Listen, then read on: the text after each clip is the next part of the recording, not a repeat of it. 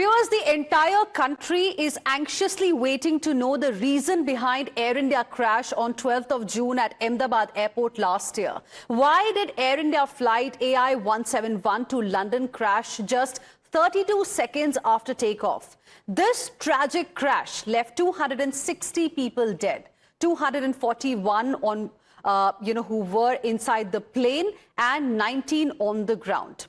On the crash anniversary this year, the investigative body AAIB released a status update report, not the full report, as was expected. Remember the preliminary report within a month of the crash with a paraphrased tiny excerpt of conversation between pilots made many in Western media specifically believe that pilots were at fault. That led to a demand that full transcript of the conversation should be released so that the world knows what exactly happened. There are families who are waiting for closure. Amid the long wait, viewers, the Aircraft Accident Investigation Bureau, AAIB, has told the Apex Court that it expects to complete the investigation within 6 weeks, with a final draft report likely to be ready by October. Supreme Court will hear a batch of petitions seeking an independent probe into the crash on 17th of July. And ahead of that, an affidavit was filed on behalf of Ministry of Civil Aviation and AAIB. The Aircraft Accident Investigation Board has told the Supreme Court that there is an absolute statutory prohibition on disclosing cockpit voice recordings and airborne image recordings from 12th of June last year, Ahmedabad plane crash, to any external committee or public. Now, here's what the affidavit mentions. Let's tell you about the declaration. Cockpit voice recordings cannot be shared is the declaration that has been made. Apart from that, they have mentioned in the affidavit that it's statutory prohibition. There is statutory prohibition on sharing cockpit recordings. CVR and airborne image recordings remain protected. Protection ensures witness candor declaration. So this clearly has now become a big issue in the country because there are now, people coming out and saying that why is there so much of secrecy? And why is there no transparency as far as the cockpit voice recordings are concerned? Let me straight away go across to my colleague Harish, who is joining us live right now for more on this. Harish, this affidavit in the Supreme Court ahead of the crucial hearing on 17th of this month has raised several questions. What's behind the secrecy really?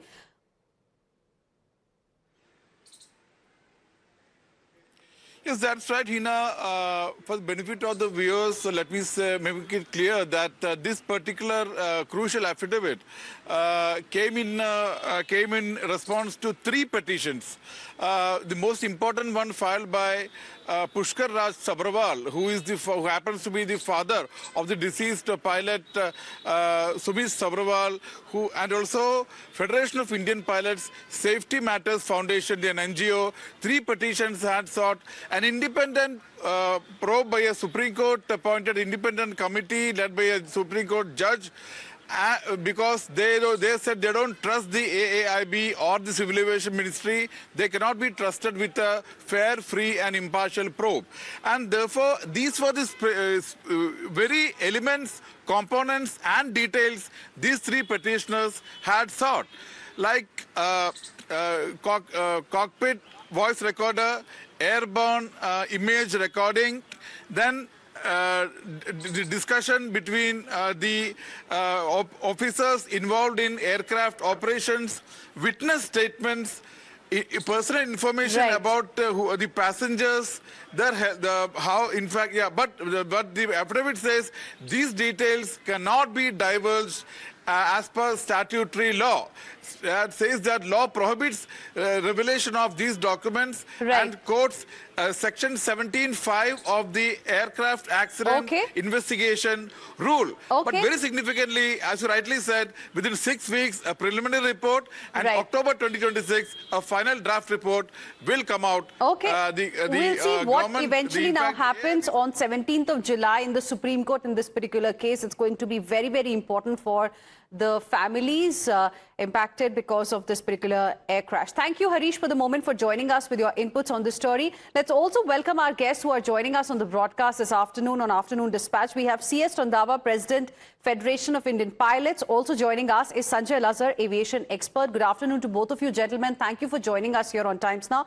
Mr. Randhawa, to you first, your response to how AAIB in its affidavit to Supreme Court has mentioned that there is an absolute statutory prohibition on disclosing cockpit voice recordings and airborne image recordings from the plane crash to any external committee or public. And also, I don't really think they are keen on having a parallel judicially monitored probe as sought in the petition. Good afternoon, and I'm thankful to have me on the show. First and foremost thing I'd like to point out over here that AIB is right as far as the legal constitution is concerned that they cannot divulge this information in the public. Now, for that reason, we have been asking for a judicial probe into the crash under Rule 12. Now, since the government has not given us the approval, and that is why we had to go to the Supreme Court to ensure that we get justice. Now, as far as legal angle is concerned, and AIB is right. They cannot divulge it to the public, and only the courts could intervene. And if they find that there is a malified intention, that it can be brought out in the recordings. Of course, there are other stakeholders who are part of this inquiry. So it will be known that what is the transcript of the CVR or the DFDR. Now, very pertinent point is that in the preliminary report, they had come out with a short burst of CVR recording, which they had brought out about the cutting of the fuel switches and the two pilots talking. It is very evident in that time also that it has led to an electrical failure, because they are not able to tell that whether it was the PIC or the pilot monitoring who were talking. Okay. Because in case of electrical failure, the boom mics will not be working. Okay. And this voice has been picked up by the cockpit voice recorder mic, which is there on the overhead panel. So that clearly shows that there was an electrical problem. Okay. Secondly, they should have clearly stipulated that is it Captain Sabharwal or Captain Kundar who said that and who's told the other pilot. So this conversation was very vague, and it was basically picked up from there. They may be right, but from the voice, they come to know that who's making the RT transmissions during takeoff, before takeoff, because the pilot monitoring in this case was Captain Sabharwal and pilot flying was Captain Kundar. So they very well know that who's talking, and from the voice analysis, they have to come out, they should have come out with the conclusion, even in the preliminary report, that who's talking. Now, in the absence of that, now there are more things to it, that whether they will come out with the full transcript, what was there in the CVR when they finalize the investigation report. It is because it's a very important piece of evidence. Absolutely. The way they selectively put out a paraphrased tiny excerpt of that conversation, and the way it, changed the entire narrative around this particular case clearly needs clarity. That's the reason why it is important for everybody to know what really happened in the cockpit just moments before this plane crashed. C.S. Randhawa, sir, request you to stay on with us. Sanjay Lazar, now, of course, if I look at the rules here that have been cited by AAIB, there is statutory prohibition on disclosing cockpit voice recordings and airborne image recordings, but the transcript can be put out. I mean, I was just looking at the NTSB data as well, and CVR audio recordings are not released, but transcripts of pertinent portions are released. Why can't AAIB do the same thing? I am also reminded of this Egypt Air 990 crash that took place in October 1999. At that time, also excerpts from CVR transcript were released by NTSB. Thank you for having me, Heena. And, both Captain Randhawa is right and you are absolutely right. Of course, ironically, the rules were amended on the 14th of May, 2025. The accident investigation rules. It's very eerie that it was done, the 2012 rules. But it's absolutely right. 17(1), D, C, and 5 all prohibit the sharing of the recordings. You are bang on when you say NTSB has shared transcripts, and given that the AAIB released one line selectively in the interim report, in the preliminary report, there is obviously a demand not only from the families and pilots' bodies, investigative bodies, passenger bodies. There's from all over India and all over the world. Everybody wants to know exactly what happened. And like Captain Randhawa pointed out, with the electrical failure, it was only the CVR, the mics had gone. You cannot identify. It's very important for the AAIB to go into this. And I refer here now to ICA Annexure 13. Even Annexure 13 lays out that you can, that because of the no blame principle, you will not release the recording. But 49 USC 114 of the US law says you can. You can release transcripts, and so I believe that's the point that we are making here, that if the rules allow the investigators to release the transcript, then why can't they do it here and bring clarity? We'll see what happens in the Supreme Court on 17th. For now, thank you very much, both of you gentlemen, for joining us here on this discussion. We have to quickly move on. Some more breaking inputs coming in at this point in time. Landmark India-UK CETA. The trade agreement comes into effect. Prime Minister Modi hails the new chapter in India-UK ties. Prime Minister Modi, in fact, has put out a post also on social media platform X, hailing the India-UK FTA and how this is going to be extremely important for the economies for both the regions. And he has said India-UK FTA to give economy fresh impetus. And this is the post, in fact, that has been put out by Prime Minister Narendra Modi. And here you can see he has said that this is a significant moment in the India-United Kingdom partnership with the coming into force of comprehensive economic and trade agreement and the agreement on social security. Our economic linkages are going to get even deeper. Together, these agreements translate our shared ambition into tangible opportunities for our people. He said that this particular agreement will give fresh momentum to our farmers, entrepreneurs and MSMEs. Several vibrant sectors will gain stronger access to the UK market. It will also deepen cooperation in technology, professional services and innovation while supporting greater mobility for skilled Indian talent. Let's go across to my colleague Akanksha, who is joining us live right now for more on this. Akanksha, India had to wait for many years for the finalization of this particular agreement between India and the UK. And finally, it is becoming a reality. It comes into effect from today. And Prime Minister Modi, they're hailing the new chapter in India-UK ties with this. Oh, absolutely, Heena. You are bang on that this has now come into full force from today. It took years to work this FTA out, and it was forged almost a year ago. And so it's now, in fact, become the gold norm for other FTAs that will be forged. I want to quickly take our viewers through all the aspects that it will be touching upon. You mentioned MSMEs. They happen to be a huge part of focus for the Modi government. So small and medium enterprises are going to be benefiting tremendously. Global talent, of course, as well. You've touched upon all those sectors, especially agricultural sector, local goods. The motto is that grow local, sell global, which is why tea, coffee, agricultural products, processed foods, poultry, all of them will in fact be receiving an impetus with close to 99% tariffs being dropped down. If you talk about other goods sectors, you're looking at leather, gems, jewelry, shoes, textiles. They all stand to benefit. Apart from that, what's very interesting about this CETA is the fact that there is is, in fact, a special remuneration under the double contribution convention which has been worked out. Remember, all of those temporary workers, close to 75,000 Indian professionals are currently in the UK, and they have to contribute towards the social security.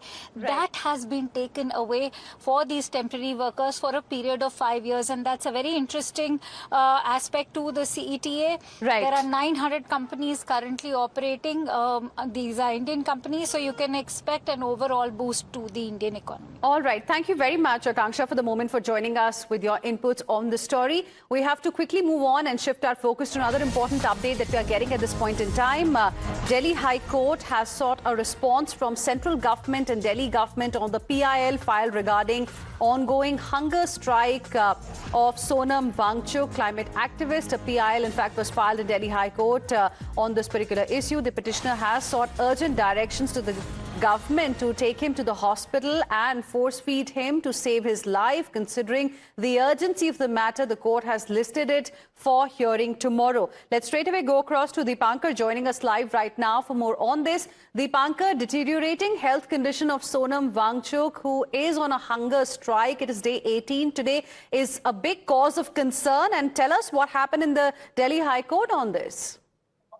Well, yes, the Delhi High Court heard the petition, the PIL that had been filed before the Delhi High Court, and taking note of the urgency in this entire matter, the court very categorically said that, yes, this matter is urgent, and that is why the matter has been listed tomorrow only. And the court has issued notice to the central government as well as the Delhi government, seeking their response as to what action can be taken in such a situation. The PIL has been filed by a PIL activist, Rakesh Kumar Saini, who has argued that that Sonam Wangchuk should be force-fed because to save his life, because such a person should not be allowed to die in such a manner, where he is protesting before he is protesting at Jantar Mantar and is doing a hunger strike, and such a person should not die because he has been doing a lot of work for the benefit of the people in Ladakh as well as for the people in India. Right. So the court has taken note of that and said that they are listing this matter tomorrow and has sought a response from the central government as well as the Delhi government. All right. Thank you very much, Deepankar, for the moment, for joining us with your inputs on the story. Let's now quickly move on and shift our focus to the infighting that's currently underway within the Congress leaders in Punjab ahead of the leadership tussle issue there ahead of Punjab Assembly polls. Sources are telling Times Now that for now, it is going to be status quo. There's going to be no change as far as the Punjab Congress chief is concerned. And that's the biggest concern that the Charanjit Singh Channi camp has at this point in time, something that Charanjit Singh Channi and his team had raised with party high command as well. Sources have told us that out of 29 district presidents of the state, 25 are with Amrinder Raja Waring. Waring reportedly also has the support of 4 MPs and 8 to 9 MLAs. And that's the reason why party high command feels that there is no need to make any changes to the Punjab Cong leadership. Let's go across to Niyamika, who's joining us live right now for more on this. Niyamika, explain to us what is the thinking within the high command specifically on this particular issue, because Charanjit Channi camp is swelling, it's getting bigger, their numbers are increasing, and they are insisting that Amrinder Raja Waring should be removed as the chief of Punjab Congress.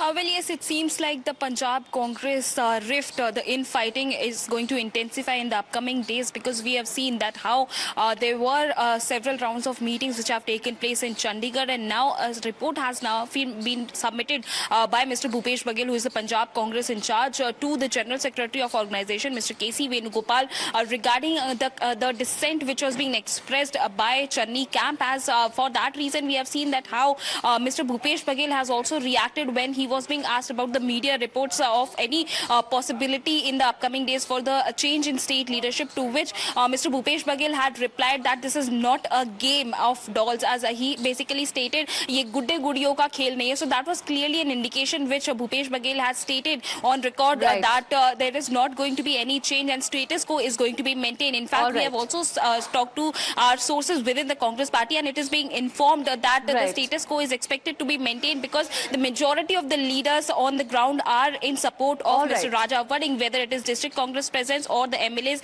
or even MPs are also, backing Mr. Raja Vadding. Thank you very much, Niyamika, for the moment, for joining us with your inputs on the story. As Niyamika was telling us about Bhupesh Baghel, who has submitted a report to KC Venugopal regarding his 5-day visit to Chandigarh and meeting with the leaders of Punjab Congress and also the dissenters, the rebel group. Here's what he had to say on what's happening right now. And